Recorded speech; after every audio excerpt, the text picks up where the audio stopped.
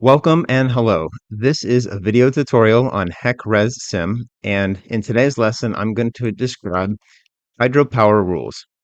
Hydropower rules are one of the reservoir release rules in ResSim, and the rules determine the minimum flow that must be released through the power plant to produce the required energy, given the plant's generating capacity, hydraulic head, and generation power.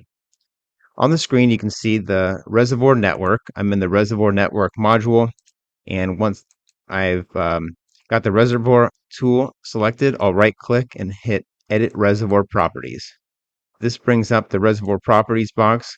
I've already got a few elements defined. Under the dam is a controlled outlet group, uncontrolled outlet like a spillway, and then I've created a power plant with this particular elevation versus capacity curve. If you want more information on the physical aspects of the power plant, check out my video 21 on this playlist.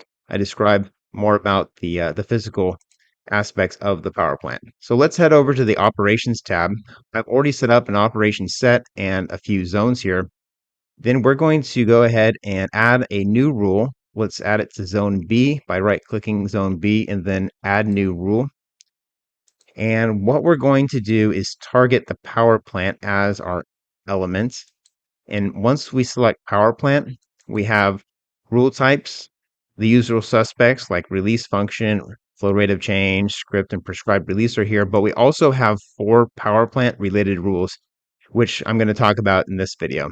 So let's select the first one, power guide curve. And then up for a rule name, I'm going to just write in power guide curve. Click OK, and you can see in the zone rules tree, our rule has been added here to zone B. Over in the main edit panel, we have the name of the rule, a description we can add in if we want, and then a few other parameters. The first one is the zone of the top of the power pool, and then the zone at the bottom of the power pool. The power pool represents the volume of storage in the reservoir behind the dam, and it's asking for the zone, i.e. the top level elevation where the power plant can use the power from. So if the water is too low in the reservoir, then we can't actually run the power plant. What I'm going to do real quick is just add a zone, go up to zone, new, and I'm going to add a new zone called zone PP top. Okay. I'm going to define it with an elevation of 1500. Click apply. And then one more zone, new. This is going to be called zone PP bottom. And that's going to have an elevation of 1450, which is the lowest elevation that the power plants can operate at. All right. Now if I go back down to edit the rule, I can select top and bottom, and we're good to go. Next, I have this table of data to fill out. The power guide curve rule allows you to define a function that describes the hydropower generation requirement with respect to the available storage in the power pool. So I'm going to start with a 0% here, and then at the bottom I'll have 100%. 0% represents the water surface elevation at the bottom of the power pool. So there's really no power generation involved. So let me paste in some numbers and I'll talk about the plant factor as well. Power storage ranges from 0 to 100%. So 100% would mean the water surface elevation is at the top, or 1500 feet in the case of my reservoir. And then the plant factor represents the total operating capacity of the power plant. 100% would be a little bit unrealistic because that's running all your generators 100% of the time. In fact, 80% is probably unrealistic.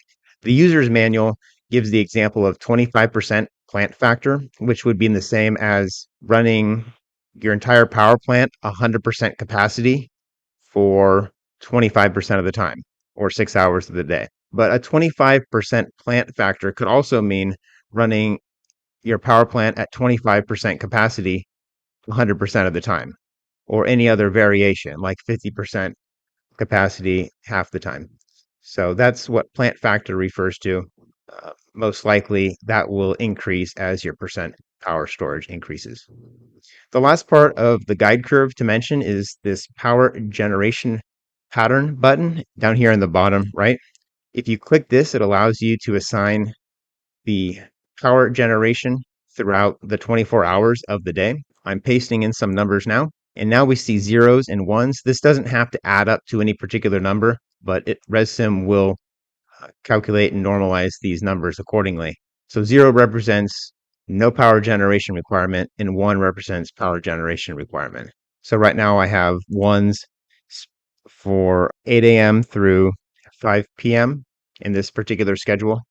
If I wanted the power to be double, I could add a couple twos, and then for those hours, the power generation requirement would be twice the power generation requirement for any of the hours with just a 1. This is for every day. It's the default setting. However, if I wanted my weekends and weekdays to be different, I would select that. The numbers I pasted in are on this far left column for weekdays, and then I'd have to define weekends. The last option here is every day. So if all 7 days of the week had a unique power generation schedule, then or pattern, then that's how you can do that. I'm going to set it back to just every day is the same.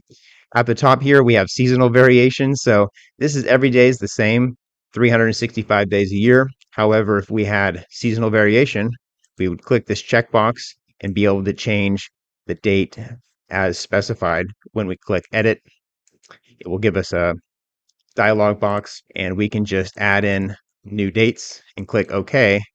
Now, January 1 schedule you're seeing here only applies for the first 3 months of the year because the next date down is April 1st. If I select that, these power generation patterns would apply from April 1st until the next date, which I've identified as July 1st, and so on. Okay, so that's it for the power guide rule for power generation. Let's add another rule to zone B. This will be, again, power plant. Now we're going to select hydropower schedule. So over here on the rule, I'll just type in power schedule. Okay. And what we're seeing here is a schedule of values and monthly total. So this is our chance to type in the total number of megawatt hours, even though I'm in English units, for each month. So I'm going to paste in some numbers there and then click apply. Over to the right, we have a little thumbnail sketch showing that requirement.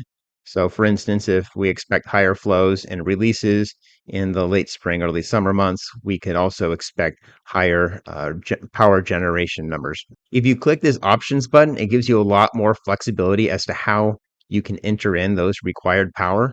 So if I click options, let me move this to the side a little bit. I'll put it there, I guess.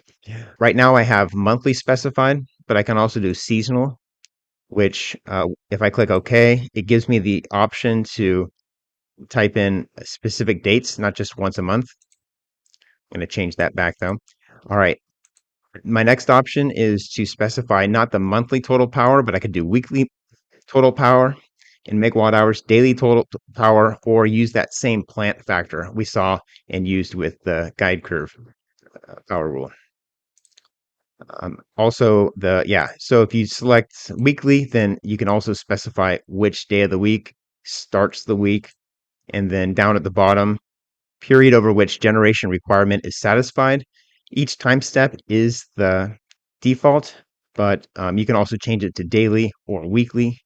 So that way, if you don't meet the power generation requirement for a specific day, a specific time step, you can still satisfy the rule by meeting that power generation requirement over the course of a day or a week. The last two rules associated with hydropower I'm going to talk about, but with less detail.